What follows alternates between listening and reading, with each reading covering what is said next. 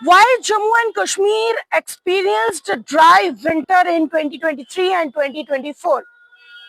जम्मू कश्मीर ने क्यों आखिरकार 2023 और 24 में ड्राई विंटर एक्सपीरियंस किया है, जानेंगे आखिरकार इस बार में। क्योंकि जम्मू कश्मीर जो है खासकर अपने मौसम के लिए, अपने बदलते क्लाइमेटिक वेदर की वजह से ही जाना जाता है। कश्मीर की बात करें, यहाँ पर बर्फीली जो चादर सर्दियों में बिछाती थी, लोग दूर दूर से उसे देखने आते थे। कश्मीर की खूबसूरती जो है कहीं ना कहीं बर्फीली चादरों से बढ़ती थी। जम्मू कश्मीर में जब भी सर्दियां आती थी तो जम्मू के पहाड़ी रीजन्स और कश्मीर की वादियों में हमें लगातार बारिशें और बर्फबारी जो है वो देखने को मिलती थी, जो जम्मू कश्मीर की खूबसूरती में चार चांद और लगा देती थी। लेकिन 2023 में भी हमने देखा और 2024 में भी हम देख रहे हैं कि सर्दियां तो हैं, लेकिन ड्राई विंटर जो है वो हमें देखने को मिल रहा है, यानी कि खुश्क सर्दियां जो है वो देखने को मिल रही हैं। इसके पीछे क्या कुछ कारण है? क्या आगे आने वाले समय में भी ऐसी ही सर्दियां हमें देखने को मिलेंगी? तो सबसे पहले बातचीत करेंगे कि आखिरकार जम्मू कश्मीर में, इंक्लूडिंग डोडा डिस्ट्रिक्ट की बात करेंगे। आखिरकार अगर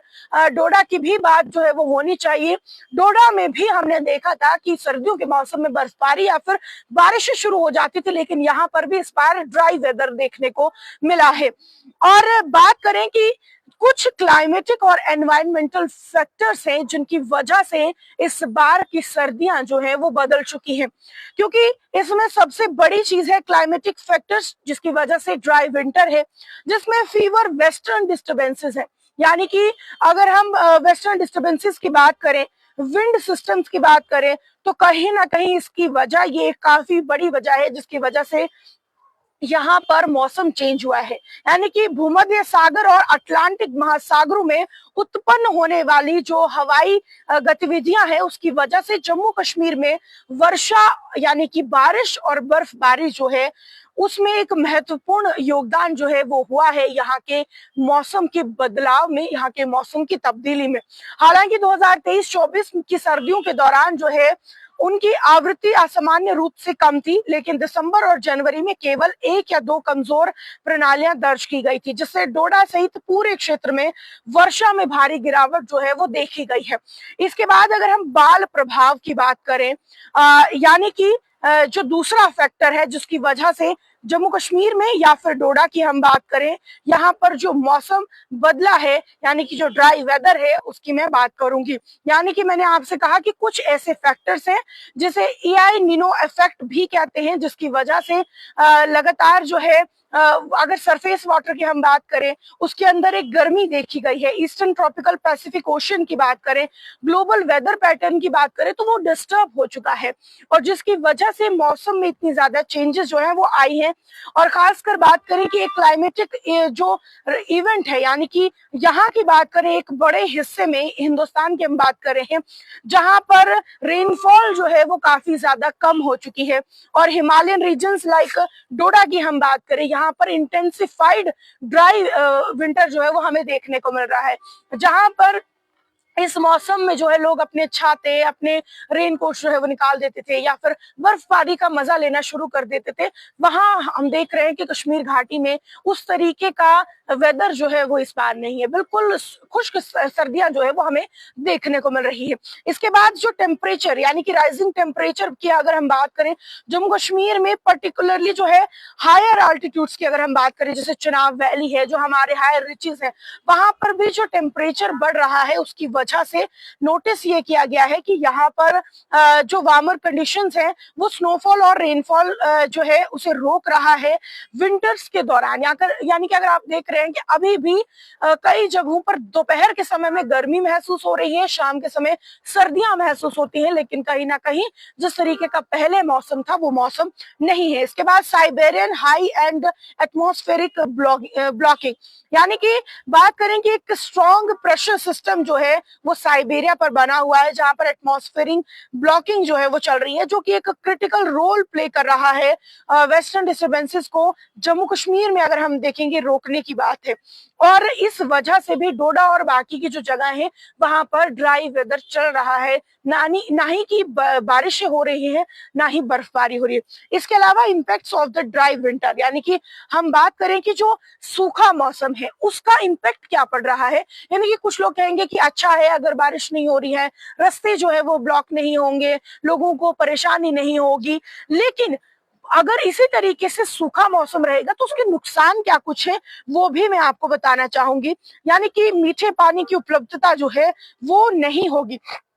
यानी कि अगर हम ड्राई वेदर्स की बात करें तो इसके कारण डोडा के जो ऊपरी इलाके हैं जहां पर बर्फबारी कम होगी, जिससे ग्लेशियर और बर्फ पिघलने से नदियों और जलाशयों में पानी की उपलब्धता और सीधा असर पड़ा है। इससे चिनाब घाटी और क्षेत्र के अन्य हिस्सों में मीठे पानी की आपूर्ति के लिए दीर्घकालिक जोखिम पैदा होगा। यानी कि देखिए, आप देखते हैं सिटीज में पानी कहाँ से आता है, जो पहाड़ी इलाकों में जब बर्फबारी होती है, ग्लेशियर्स बनते हैं, तो कहीं ना कहीं धीरे धीरे धूप से, गर्मियों से जब वो पिघलते हैं तब जाकर पानी के स्रोत बनते हैं। और जब अगर बर्फबारी नहीं होगी, बारिशें नहीं होंगी, तो साफ तौर पर पानी की किल्लत भी होगी, साफ पानी की कमियां होंगी। और बात करें अगर हम कृषि की, यानी कि एग्रीकल्चर की भी बात करें, तो डोडा में आपने देखा है कि मैक्सिमम जो परसेंटेज है 70-80% से ज्यादा हम कहेंगे, यहाँ पर एग्रीकल्चर के ऊपर ही लोग जो है वो टिके हुए हैं। यहाँ पर ज्यादातर लोग खेती बाड़ी करते हैं, और अगर खेती बाड़ी करनी है तो उसके लिए बारिश जो है काफी जरूरी है, बर्फबारी काफी जरूरी है। क्योंकि यहाँ पर हमने देखा है कि नवंबर दिसंबर से जो है लोग अपने खेतों को लगा देते थे, और उसके बाद रहता ये था कि 1-2 महीने तक जो है बर्फबारी, बारिश वगैरह रहती थी, और जिसके बाद मार्च अप्रैल का वो महीना जब ये अपनी खेतों की कटाई करते थे तो अच्छी खासी ग्रोथ जो है वो फसलों में देखी जाती थी, फसलों की प्रोडक्शन काफी ज्यादा अच्छी होती थी, क्योंकि यहाँ के जो लोग हैं खासकर घर की खेती बाड़ी पर ज्यादा फोकस रखते हैं, यहाँ पर अपनी प्रोडक्शन जो है वो करते हैं। लेकिन अगर यही ड्राई वेदर रहा तो लोगों की खेती में भी नुकसान होगा, यानी कि एग्रीकल्चर में भी लोगों को काफी नुकसान होगा। डोडा के कई सारे ऐसे इलाके हैं जहां पर बागवानी का काम किया जाता है, जहां पर चावलों की खेती होती है, कई जगहों पर प्याज की हम बात करें, अलग अलग जो चीजें हैं, जो अलग फसलें हैं वो उगाई जाती है। लेकिन अगर यही मौसम रहा, यही ड्राई वेदर रहा, तो एग्रीकल्चर पर भी जो है एक खतरा मंडराता रहेगा। और बात करें जो हमने पहला जो फैक्टर बताया कि लोगों को पीने का पानी भी यहाँ पर कम मिलेगा। इसके बाद अगर हम अगली बात करें कि आखिरकार और क्या कुछ यहाँ पर रहेंगे, तो डल झील और प्रवासी पक्षी शुष्क सर्दियों के कारण जो है वो डल झील का जल स्तर कम होने की संभावना है, जिससे प्रवासी पक्षियों की आवास प्रभावित होंगे। यानी कि अब सिर्फ डोडा की बात नहीं करेंगे, अगर श्रीनगर में भी हम देखें, डल झील की बात करें, अगर बारिशें नहीं होंगी, बर्फ नहीं होगी, तो पानी का स्रोत वहां भी कम होगा। तो जो डल झील के आसपास जो प्रवासी पक्षी रहते हैं, कहीं ना कहीं उन्हें भी इससे इफेक्ट होगा और उन पर भी एक बुरा असर होगा, जिससे जो ये ऐसे प्लेसेस हैं, यहाँ पर जो सांस्कृतिक चीजें थी, यानी कि जो ट्रेडिशनल खूबसूरती थी, वो कहीं ना कहीं वो भी घट जाएगी, और कम होती जैव विविधता, यानी कि डोडा और उसके बाहर के इको टूरिज्म को भी प्रभावित कर सकती है। यानी कि डोडा के अलग अलग भागों की अगर हम बात करें, जहां पर टूरिज्म इसलिए आता है क्योंकि यहाँ पर सर्दियों के मौसम में बर्फबारी, बारिश देखी जाती है, जिसका मजा लेने के लिए अलग अलग स्टेट से लोग यहाँ आते हैं। कश्मीर की बात करें, कश्मीर वैली में भी ज्यादा टूरिस्ट इसलिए आते हैं क्योंकि सर्दियों के मौसम में काफी खूबसूरत दृश्य यहाँ देखने को मिलते हैं। लेकिन ड्राई वेदर रहा तो वहां पर भी टूरिज्म जो है वो कम हो सकता है, ये भी एक बड़ा खतरा जो है वो बन सकता है। सर्दियों की अवधि में कमी जो है, डोडा में जम्मू और कश्मीर के अन्य हिस्सों की तरह सर्दियों का मौसम पारंपरिक रूप से अक्टूबर से मार्च तक रहता है। हालांकि 2023 और 24 की अगर हम बात करें, ये केवल दिसंबर और जनवरी तक ही सीमित रहा है। इस बदलाव से पर्यटन पर प्रतिकूल प्रभाव पड़ता है, जिसमें स्काइंग जैसे शीतकालीन खेल शामिल हैं जो इस क्षेत्र में लोकप्रिय हैं। यानी कि अगर हम बात करें,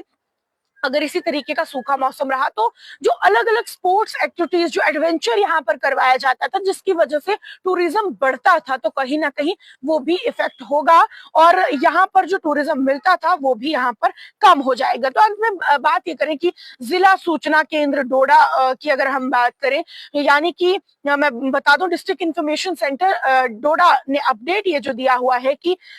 इस मुद्दे पर जो है वो हाईलाइट किया जाना चाहिए कि जिला सूचना केंद्र चंद्र डोडा ने ड्राई विंटर्स को लेकर कहा है कि एग्रीकल्चर की बात हो, यानी कि वाटर रिसोर्सेज की बात करें, और स्थानीय जो जनजीवन है वो इसकी वजह से प्रभावित हो सकता है। इसीलिए इन चुनौतियों पर पहले ही प्रकाश डाला जाना चाहिए। प्रशासन हो, सरकार हो, से भी ध्यान देना चाहिए इस बात पर कि आगे आने वाले समय में जल संकट को दूर करने के लिए आप क्या करेंगे। अगर इसी तरीके का ड्राई वेदर रहा तो लोगों को पीने के पानी की कमी हो सकती है। एग्रीकल्चर फील्ड की अगर हम बात करें, कृषि विभाग की बात करें, वहां पर भी पानी की किल्लत आ सकती है, लोगों को फसलें उगाने में समस्या आ सकती है। तो ऐसी समस्याओं से निपटने के लिए आपकी क्या कुछ तैयारियां हैं? सरकार से ये सवाल भी जो है लोगों का लगातार रहेगा। और बात करेंगे कि